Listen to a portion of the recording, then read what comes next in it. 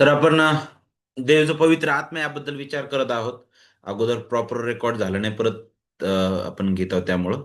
तर पवित्र आत्म्याबद्दल आपण शिकत असताना अ, आपण पाहिलं की लोक वेगवेगळ्या प्रकारे त्याबद्दल बोलतात. काहींनी त्याला फक्त एक सामर्थ्य म्हणून केलेलं आहे, नाही का, की आरोग्य दान देणारी एक शक्ती किंवा गरजा पूर्ण करणारे एक सामर्थ्य आहे किंवा दुःख दूर करणारी एक ताकद ती आहे. पण पवित्र शास्त्रानुसार आपण पाहिलं की पवित्र आत्मा हा देव आहे. तो शक्ती नाही तर एक व्यक्ती आहे. देव जो पिता, देव जो पुत्र, नाही का, त्यांच्याप्रमाणेच देव जो पवित्र आत्मा देवपणामध्ये समान पातळीवर तो आहे. आणि मग त्याच्याबद्दल शिकत असताना आपण हे तीन महत्वाची सत्य आपण अ, अभ्यासाला सुरुवात केली होती. त्यातील पहिलं सत्य आपण पाहत होतो ते म्हणजे काय, की देव जो पवित्र आत्मा जो आहे तो देव आहे. आणि त्याच्याबद्दल शिकत असताना मुळात त्याच्या नावातच पवित्र आहे, नाही का, आणि केवळ देवच पवित्र आहे. जगामध्ये कुणीच पवित्र नाही त्याला सोडून. तर तेच त्याचं देवपण सुद्धा प्रगट करतं. आणि आपण पाहिलं की त्रैक्यातील तो तिसरा व्यक्ती आहे.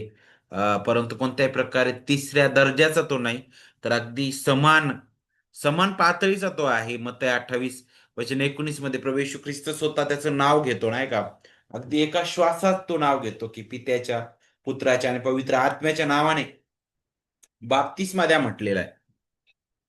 आणि मग त्याची तो देव आहे. त्याचे पुरावे आपण पाहत होतो जे पवित्र शास्त्रामध्ये आपल्याला पाहायला भेटतं. त्याच्या गुणवैशिष्ट्यांमधून आपल्याला समजण्यास मदत होते की तो देव आहे. जसं की जे केवळ देवामध्ये गुणवैशिष्ट्ये आपल्याला पाहायला भेटतात, ते पवित्र आत्म्यामध्ये आपण पाहतो. जसं तो सार्वकालिक आहे, ज्याला देवाला कोणी घडवलेलं नाही, नाही का, तो स्वअस्तित्व असणारा आहे. अ, अ, ज्याला सुरुवातही नाही आणि शेवटही नाही, तो सार्वकालिक आहे. आणि तशाच प्रकारे पवित्र आत्म्याला सुद्धा सार्वकालिक आत्मा म्हटलेला आहे. इब्री लोकास पत्रकर्ता जो आहे, अध्याय 9 आणि वचन 14 मध्ये प्रभू येशू ख्रिस्ताचं जे बलिदान आहे त्याला त्याला जोडून तो म्हणतो की पवित्र आत्म्याच्या योगे त्याने स्वतःला, निष्कलंक अशा स्वतःला देवाला त्याने अर्पण केलेलं आहे. तर पवित्र आत्म्याच्याच सामर्थ्याने आपण पाहतो की प्रभू येशू ख्रिस्ताचा जन्म, त्यानंतर त्याच्या सामर्थ्याने त्याच्या भूतलावरील निर्दोष जीवन सुद्धा आपण पाहतो. नक्कीच देव म्हणून तो निर्दोष, निष्कलंक आणि पवित्र तर होताच. पण एक परिपूर्ण मानव म्हणून सुद्धा तो कसा पवित्र आत्म्यावर अवलंबून आहे हे सुद्धा त्याने त्यातून शिकवलेलं आहे. आणि इव्हन त्याचं जे अर्पण आहे त्याच्याबद्दल आपण पाहतो की सार्वकालिक आत्म्याचे योगी ज्याने निष्कलंक अशा स्वतःच देवाला अर्पण केलं म्हटलेलं आहे. कसं? आत्म्याचे योग्य म्हटलेलं आहे. पवित्र आत्म्याने त्याला सामर्थ्य पुरविलं त्या वधस्तंभाच्या वेळी सुद्धा. आणि मग पुढे आपण अ, त्याचा जो दुसरा गुण विशेष आहे तो पाहत होतो. तो सर्वव्यापी आहे.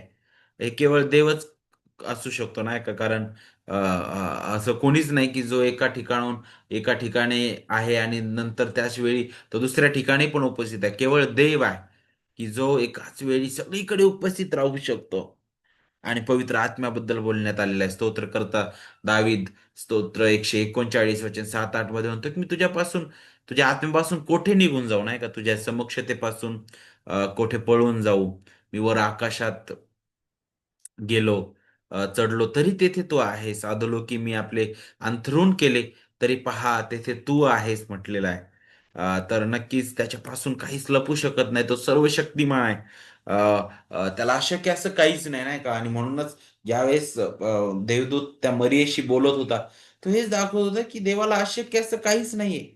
तू कुमारी आहेस, तू जरी पुरुष पाहिलेला नाही तर तुझ्या तुझ्या अ, अ, त्या गर्भाशयामध्ये गर्भ तयार करण्यास देवच समर्थ आहे, नाही का. तर तर हे अद्भुत आहे. देवाच्या आत्म्याचं कार्य आपल्याला पाहायला भेटतं. तो सर्वज्ञानी आहे, त्याला सर्व काही माहित आहे. देवाचं हृदय तो आहे. खुद्द देव तो असल्यामुळे देवाच्या गोष्टी, देवाचं मन सुद्धा त्याला माहित आहे. त्याबद्दल सुद्धा आपण शिकलेलो आहे. प्रेषितांच्या कृत्यमध्ये आपण पाहिलं की पेत्र हनन्या आणि सप्पीराला म्हणतो की तुम्ही बरोबर तुम्ही लबाडी केलेली आहे, नाही का. मनुष्याशी नाही तर देवाशी लबाडी केली म्हणे तुम्ही. आणि वरती तो पवित्र आत्म्याबद्दल बोलतो की पवित्र आत्म्याशी लबाडी करावी म्हणून तुम्हाला सैतानाने तुमचं मन का भारावलेलं आहे? तर नक्कीच इथं अगदी स्पष्ट केलेलं आहे की तो देव आहे. आणि याच्याही पुढे पुढे जाऊन आपल्याला आणखी त्याच्या देवपणाबद्दल शिकत असताना आपल्याला पाहायला भेटतं की त्याचं जे नातं आहे त्रैक देवामधील, ज्यावेळेस आपण त्या नात्याबद्दल विचार करतो त्यावेळेस आणखी आपल्याला जवळीकतेने समजण्यास मदत होईल की हा जो देव जो पवित्र आत्मा आहे तो देव आहे.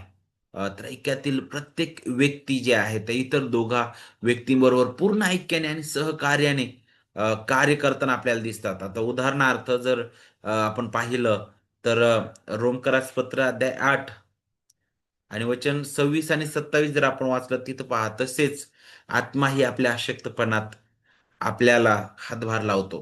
कारण आपण यथायोग्य प्रार्थना कशासाठी केली पाहिजे हे आपल्याला ठाऊक नाही. पण आत्मा स्वतः अनिर्वाच्य कणण्याने मध्यस्थी करतो आणि अंतर्यामी पारखणाऱ्याला त्या आत्म्याचा मनोभाव काय हे ठाऊक आहे. कारण हा आत्मा पवित्र जनांसाठी देवाच्या मर्जीप्रमाणे मध्यस्थी करतो म्हटलेला आहे. ओके. तर अ, याचा अर्थ काय आहे? जिथं पवित्र आत्मा आणि पिता हे दोघंही एकत्रितपणे आणि एका सहकार्याने कार्य करताना आपल्याला इथं पाहायला भेटत आहेत.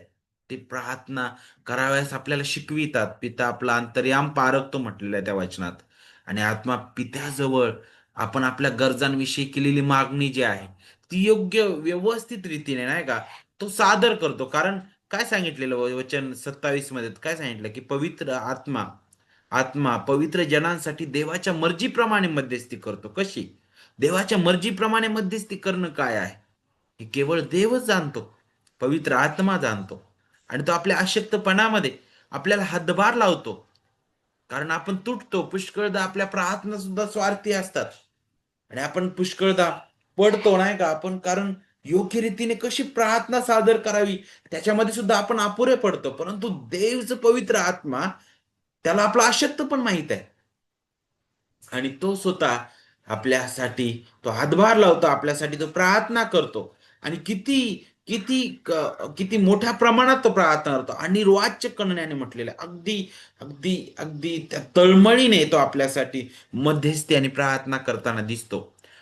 विशेष करून ज्यावेळेस आपण त्रैक्याबद्दल विचार करतो आणि पवित्र आत्म्याबद्दल सुद्धा पाहतो, तर नक्कीच देवपणामध्ये हे त्रैक्य समान पातळीवर आहे.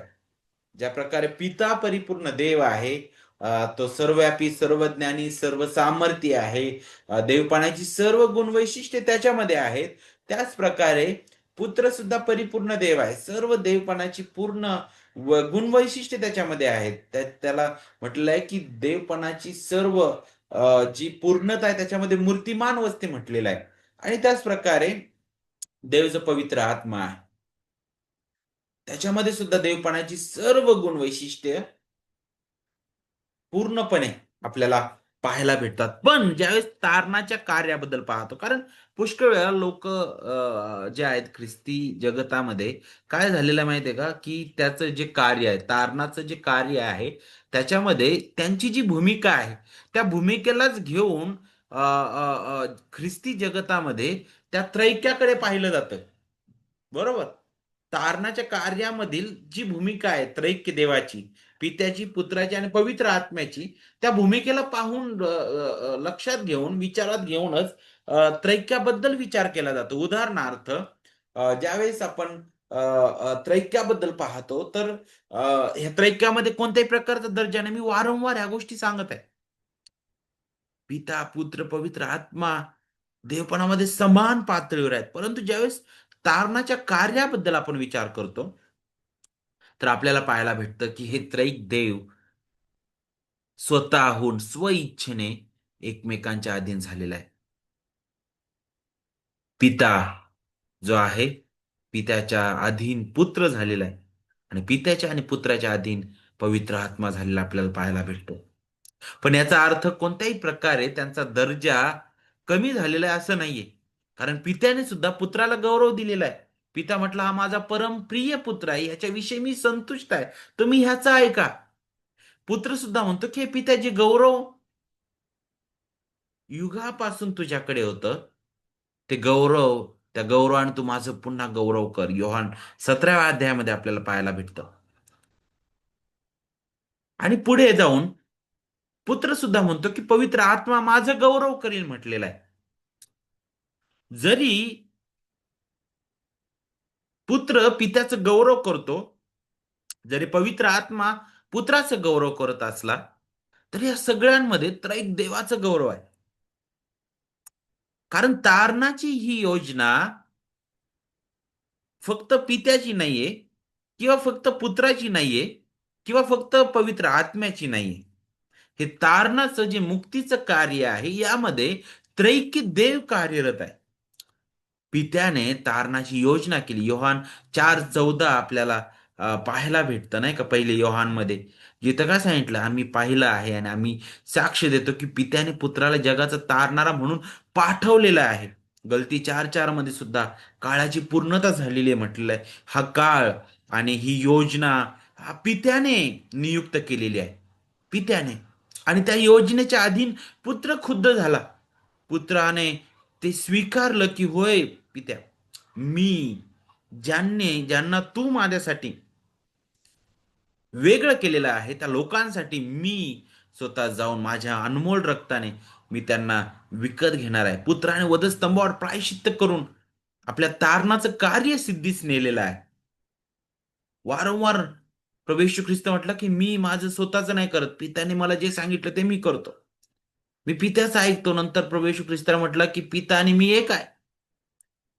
तर ह्या सर्व गोष्टी आपल्याला समजून घेणं गरजेचं आहे. योहान 17:4 मध्ये काय सांगितलं, जे काम तू मला करायला दिलेस, कुणी दिलं होतं? पित्याची ही महान योजना आहे. काय काम होतं?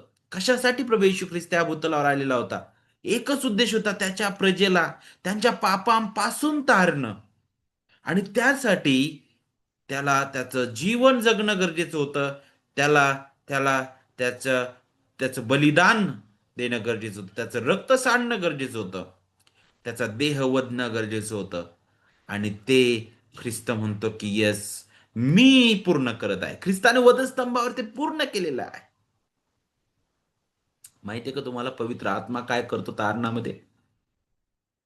जी योजना पित्याने केली, तीच योजना प्रभू येशू ख्रिस्ताने पूर्ण केली त्याच्या जीवनाद्वारे, वधस्तंभावरील त्याच्या मृत्यूद्वारे, पुनरुत्थानाद्वारे. पण त्याच योजनेचं महान रीतीनं लागूकरण पवित्र आत्मा करतो आपल्या जीवनामध्ये. म्हणूनच पहिले करीन 2:12 मध्ये काय सांगितलं आपल्याला, जगाचा आत्मा नव्हे तर देवापासून निघणारा आत्मा मिळाला आहे. यासाठी की देवाने आपल्याला कृपेने दिले. जे देवाने आपल्याला कृपेने दिलेलं आहे, ते आपण ओळखून घ्यावं. काय दिलंय आपल्याला कृपेने? आणि हे कसं ओळखून घेतो आपण? हे कसं शक्य आहे? तर हे केवळ देवाचा आत्मा आपल्या हृदयामध्ये करतो. हे आपल्या स्वतःच्या बळाने कधीच शक्य नसतं झालं. कारण इफिसकरस पत्रामध्ये आपल्याला पाहायला भेटते की आपण आपल्या अपराध आणि पातकांमध्ये मृत होतो. मेलेला व्यक्ती काहीच करू शकत नाही. एजकेलाचा जो दृष्टांत आहे तिथं आपल्याला पाहायला भेटतं. त्याने त्या अस्थींनी भरलेलं खोरं पाहिलेलं आहे. पण तिथं सुद्धा तो जो श्वास येतो आणि ते जे मांस भरून आलेलं आहे आणि मग आपल्याला पाहायला भेटतं ते पुन्हा जिवंत होतात. तो श्वास खुद्द देवाच्या आत्म्याचं अद्भुत कार्य दाखवणार आहे. जीवन देणं देवाकडून आहे. आणि हे कसं आहे, देवाचा आत्मा त्या पाप्याला, त्या मृत व्यक्तीला आत्मिक रीतीनं जिवंत तो करतो. ख्रिस्ताच्या सुवार्तेद्वारे तो त्याला त्याच्या पापाबद्दल, नीतिमत्वाबद्दल, न्यायनिवाड्याबद्दल खात्री करून देतो. तो याची जाणीव करून देतो की तू किती पापी आहेस. देव किती पवित्र आहे. त्या पवित्र देवासमोर तू स्वतःच्या बळाने, स्वतःच्या कर्तृत्वाने कधीच उभा राहू शकत नाहीस. बघ, तू मेलेला होतास. तुझा आणि देवाचा संबंध नव्हता. पण येस, इथं एक सुवार्ता आहे. इथे ही महान बातमी ही आहे की खुद्द देव तुझ्यासाठी आलेला आहे. तो नीतिमान देव तुझ्यासाठी आला, तुझ्यासाठी जगला. त्याने स्वतःचा प्राण तुझ्या बदली दिलेला आहे, तुझ्या जागेवर दिलेला आहे. त्याने त्याचा अनमोल रक्त सांडलेला आहे तुझ्यासाठी. तुझ्या बदली त्याने ते संपूर्ण आज्ञा पालन पूर्ण केलेलं आहे. आणि आता एकच तुला पर्याय उरलेला आहे. एक तर तुला केवळ खाली हाताने त्या तारणाऱ्यावर स्वतःला झोकून देणं, पूर्ण विश्वास ठेवणं. आणि दुसरं म्हणजे नाहीतर परिपूर्णरित्या देवाचे पूर्ण नियम पालन करणं. पण ते तू पूर्ण करू शकत नाहीस. तुझ्यामध्ये ती ताकद नाही आणि म्हणूनच तारणाऱ्याशिवाय तुला पर्याय नाही. ही सुवार्ता त्याच्या हृदयामध्ये अद्भुत रीतीने तो विश्वास उत्पन्न करणारी ठरते. त्याद्वारे देवाचा आत्मा त्याच्या हृदयात तो विश्वास उत्पन्न करतो, जो तारणदायी आहे. जो विश्वास खाली हाताने देवाकडे येतो आणि म्हणतो की होय प्रभू, मी पापी आहे. माझ्यामध्ये कोणतीही कुवत नव्हती. मी कधीच तुझ्या समोर उभं राहू शकलो नसतो. परंतु ख्रिस्ताच्या परिपूर्ण कार्याबद्दल धन्यवाद देतो. त्याच्या कार्यावर मी स्वतःला झोकून देतो. त्याच्यामध्ये मी तारल्या गेलेलो आहे. तर हे सर्व जे कार्य हृदयामध्ये घडतं, हे देवाचा आत्मा आपल्या हृदयात करतो. पेंटिकॉस्टच्या दिवशी प्रेषितांची कृत्य जर तुम्ही बारकाईने वाचलं, दुसरा अध्याय, तर पेत्र ज्यावेळेस त्यांना ख्रिस्ताची महान वार्ता सांगत होता, ज्यावेळेस तो अद्भुत रीतीने जुन्या करारातील काही संदर्भ वापरून ख्रिस्ताचं गौरव प्रगट करत होता, की तो म्हणतो की ज्याला तुम्ही वधस्तंभी खिळले, तो ख्रिस्त प्रभू आहे. त्याला देवाने ख्रिस्त प्रभू म्हणून केलेला आहे. तोच महान मसीह आहे, ज्याच्याबद्दल दाविदाने सुद्धा बोललेला होता की त्याला कुजण्याचा अनुभव देव येऊ देणार नाहीये. तुम्ही तुम्ही पाहिलं का तिथं काय घडलं? ज्यावेळेस ते हा उलगडा ऐकत होते, त्यावेळेस त्यांच्या हृदयाला चुरचूर लागली म्हटलेलं आहे. चुरचूर लागली, हे कुणाचं कार्य आहे? देवाच्या आत्म्याचं कार्य आहे. तो हृदयाला चुरचूर लावतो. तो आपल्याला पश्चातापी हृदय देतो. तो आपल्याला खऱ्या रीतीने, तो खरा जो पश्चाताप आहे, दैवी पश्चाताप, तो आपल्या हृदयामध्ये उत्पन्न करणार आहे. आणि म्हणूनच तो काय करतो? पवित्र आत्मा हा पिता व पुत्रापासून येतो. तारणाच्या कार्यामध्ये जरी आपण पाहतो की तो अगदी तिसऱ्या तिसऱ्या स्थानावर आपल्याला वाटतो, नाही का? परंतु लक्षात घ्या, स्वतःहून पवित्र आत्मा जो आहे, दोघांच्या अधीन होऊन स्वतः गौण स्थान घेताना दिसत आहे. तरी सुद्धा पवित्र आत्म्याचं गौरव यामध्ये आपण पाहतो. कारण तो देव आहे. तो पित्यापासून आणि पुत्रापासून येतो म्हटलेला आहे. याचा अर्थ असा नाही की तो निर्मित आहे. नाही, नाही, नाही. म्हणजेच काय, ज्या प्रकारे पिता पवित्र सार्वकालिक आहे, तो अनिर्मित आहे. त्याच प्रकारे पुत्र आहे, त्याच प्रकारे पवित्र आत्मा आहे. तो सार्वकालिक देव आहे. आपल्याला पाहायला भेटतो. तो कैवारी आहे.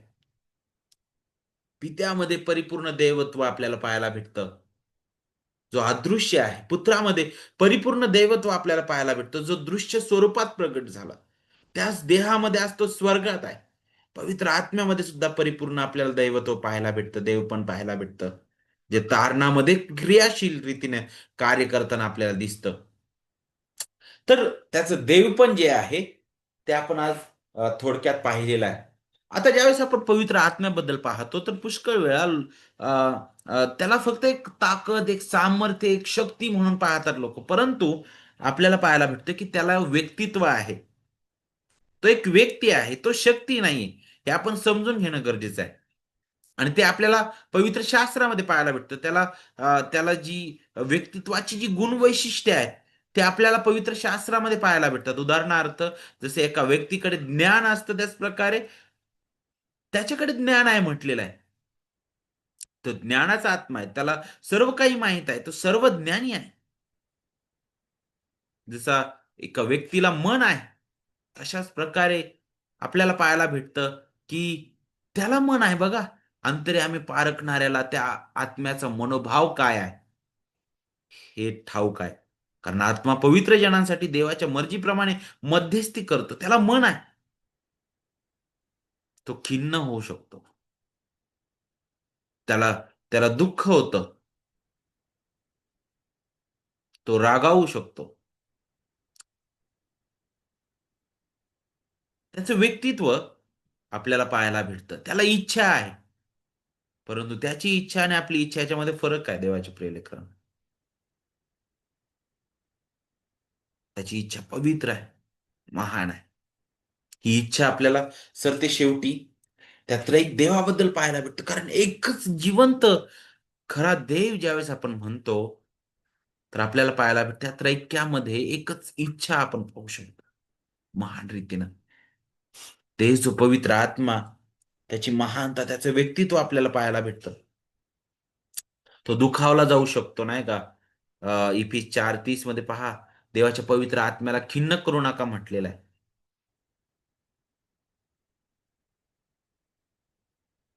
त्याच्या विरुद्ध लबाडी केली जाऊ शकते. प्रेषितांची कृत्य 5:3 आपण पाहतो. त्याच्या विरुद्ध लबाडी करावी म्हणे असं असं सैतानाने तुमचं मन का भरवलं? जसा एका व्यक्तीबद्दल कोणीतरी काहीतरी लपवतं अशा प्रकारे, परंतु तो देव आहे त्याच्यापासून कोणी लपवू शकणार नाहीये. परंतु इथं त्याचे व्यक्तित्व आपण पाहू शकतो. जणू काय इब्री 10:29 मध्ये पहा,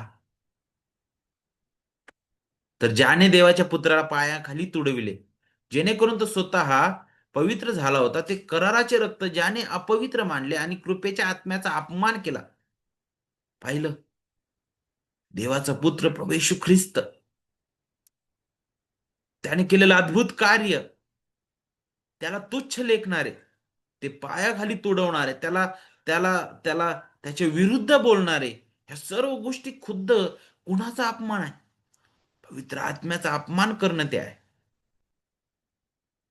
तर इथं सुद्धा त्याचं व्यक्तित्व आपण पाहतो. तो आपल्यासाठी मध्यस्थी करतो. पुन्हा एक रोम 8:26 जे आपण पाहिलं, की आपल्या अशक्तपणामध्ये तो काय करतो? हातभार लावतो आपल्याला. तो आपल्याला कृपा पुरवितो. तो आपल्याला शिकवितो, तो आपल्याला मार्गदर्शन करतो. योहान 16:13 मध्ये काय सांगितलं प्रभू येशू ख्रिस्ताने? तो सत्याचा आत्मा आहे. तो येईल तेव्हा तुम्हाला मार्ग दाखवून सर्व सत्यात नेईल. इथं कुठंच अशा प्रकारे सांगितलं नाही. तो येईल तेव्हा काहीतरी तुम्ही नाही का उपडे तुम्ही काहीतरी उड्या माराल, तुम्ही काहीतरी बडबड करत राहाल, तुम्ही काहीतरी वेगळं करत राहाल. नाही, तो येईल तेव्हा तो सत्यात नेणार आहे तुम्हाला. आणि तो स्वतःच सांगणार नाही म्हणजे जे काही ऐकेल तेच सांगेल आणि होणाऱ्या गोष्टी तुम्हाला कळविल म्हटलेलं आहे. मग कुणाबद्दल बोलत होता? कुणाशी बोलत होता? होणाऱ्या गोष्टी कळविल म्हणजे कुणाबद्दल आहे? मग लोक लगेच त्याला घेऊन कुठंतरी जोडतात आणि मग देवाने मला असं सांगितलंय आणि हे मला देवाने प्रगट केलेलं आहे. नाही, नाही, नाही. हे प्रेषितांबद्दल आहे. तिथं आपल्याला पाहायला भेटतं प्रभू येशू ख्रिस्त शिष्यांसोबत बोलत आहे. कारण पवित्र आत्म्याने नंतर काही काळानंतर प्रेषितांचा उपयोग केलेला आहे नवीन करार लिहिण्यासाठी. योहानाला झालेलं प्रगटीकरण प्रेषितांनी पुढे होणाऱ्या गोष्टी सुद्धा लिहून काढलेल्या आहेत. सर्व झालेल्या गोष्टी ते कसे लक्षात ठेवू शकले? 30-40 वर्षानंतर प्रेषितांनी ते लिखाण सुरू केलेलं आहे. ख्रिस्ताच्या स्वर्गरोहणानंतर. प्रत्येक बारीक सारीक गोष्ट ते कशी लिहू शकले? त्यांना ते कसं आठवू शकलेलं आहे? कारण देवाचा आत्म्याने. पुढे तिथं अशा प्रकारे म्हटलेलं आहे, की सर्व गोष्टींचं तुम्हाला तो आठवण करून देईल म्हटलेलं आहे. आणि पुढे कळविल म्हटलेलं आहे. पाहिलं? त्यानंतर तो नेतृत्व करून आपल्याला चालवितो. तो आपल्याला चालवणार आहे.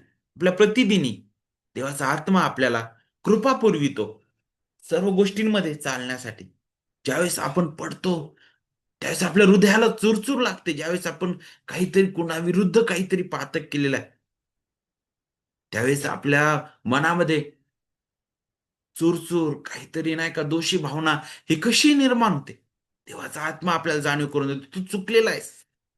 इथं तू हे केलेलं आहेस. तो आपल्याला पुन्हा पश्चातापी हृदय तो देतो. तो पुष्कळ वेळा प्रतिबंध सुद्धा करतो नाही का? आपल्याला पाहायला भेटतं. पौलाच्या बाबतीत ते झालेलं आहे. पौलाला एका दुसरीकडे जायचं होतं नाही का? आशिया प्रांतात. तिथं सांगितलं की त्याला प्रतिबंध करण्यात आलेला आहे त्याच्या टीमला. दुसरीकडे तिथून ते वळाले अद्भुत रीतीने. तिथं देवाने अद्भुत कार्य केलं. तो बोलतो आपल्याशी त्याच्या वचनांद्वारे. आत्मा मंडळांना काय म्हणतो? आज मंडळांशी आत्मा कशा प्रकारे बोलत आहे? त्याच्या वचनाद्वारे बोलत आहे. कारण देवाच्या प्रिय हे वचन त्याची प्रेरणा आहे. त्याच्यापासून आलेलं आहे.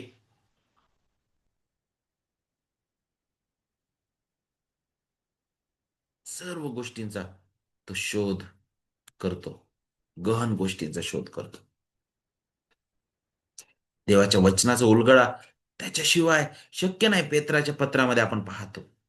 तोच आध्यात्मिक कृपादान देतो. तोच आपल्याला सहाय्य करतो. तोच आपल्याला उभं करतो. काय करावं याचं मार्गदर्शन सुद्धा तोच करतो. प्रेषितांची कृत्य 13वा अध्याय वचन 2 मध्ये ते प्रभूची सेवा व उपास करत असता पवित्र आत्मा म्हणाला, की बर्नबा व शाऊल ह्यांना ज्या कार्यासाठी मी बोलावले आहे, त्यासाठी त्यांना माझ्याकरता वेगळे करून ठेवा. ह्या सर्व गोष्टींमध्ये मंडळीच्या कार्यामध्ये तो कार्यरत आहे आता. प्रत्येक विश्वासणाऱ्यांच्या हृदयात तो कार्यरत आहे. आपल्याला पाहायला भेटतं. त्याच्या वचनाद्वारे तो आपल्याला ह्या सर्व गोष्टींबद्दल जाणीव करून देतो. ज्यावेळेस पवित्र आत्म्याबद्दल पाहतो, तर त्याच्याबद्दल अनेक पदव्या किंवा आपण काय म्हणू शकतो प्रतीक चिन्ह त्याला वापरण्यात आलेले पवित्र शास्त्रामध्ये. जसं पवित्रतेचा आत्मा त्याला म्हटलेला रोम 1 4 मध्ये. त्यानंतर त्याला परमेश्वराचा आत्मा म्हटलेला आहे, ख्रिस्ताचा आत्मा म्हटलेला आहे, येशूचा आत्मा म्हटलेला आहे, तुमच्या पित्याचा आत्मा म्हटलेला आहे, जिवंत देवाचा आत्मा म्हटलेला आहे. आणि काही प्रतीक चिन्ह पण त्याला वापरले, जसं वारा, नाही का, जसं वाऱ्याचा भेद आपण वाऱ्याला आपण पाहू शकत नाही, नाही का? तशाच प्रकारे पवित्र आत्म्याबद्दल आपण पाहतो, की त्याचं अद्भुत कार्य जरी आपल्याला दिसून येत नसलं लवकर, तरी पण पहा, तो कार्य करणारा आहे. तो अद्भुत आहे. तेलाची पण उपमा दिलेली आहे. प्रतीक चिन्ह आपण पाहतो. त्याला जिवंत पाणी म्हटलेलं आहे. ज्या प्रकारे ते ताजंतवानं करतं, जे आपल्याला जिवंत ठेवतं, आपल्या सर्व गरजा पुरविणार आहे. तशाच प्रकारे तो आपल्या आत्मिक गरजा पुरवितो. त्याला अग्नी म्हटलेला आहे. त्याला विसार म्हटलेला आहे. तो आपल्या वतनाचा विसार आहे. आपल्या आपल्या हृदयात ती खात्री आणि सुरक्षा तोच आत्मा देतो, नाही का? तो आपलं वस्त्र आहे जणू काय, नाही का? लूक 24 आणि 49 मध्ये आपल्याला पाहायला भेटतं. अ, एक एक नाही का, कबुतरासारखा तो उतरला म्हटलेला आहे. त्यानंतर सामर्थ्य म्हणून सुद्धा त्याला प्रगट करण्यात आलेलं आहे. तर ज्यावेळेस आपण पवित्र आत्म्याबद्दल पाहतो, तर एक तर अ, आपल्याला पाहायला भेटतं की तो देव आहे. आणि अ, दुसरी बाब म्हणजे अ, अ, त्याचं व्यक्तित्व सुद्धा आपण पाहिलेलं आहे. उद्याच्या क्लासमध्ये आपण त्याचं जे कार्य आहे ते आपण अभ्यासणार आहोत. परंतु या सर्व गोष्टी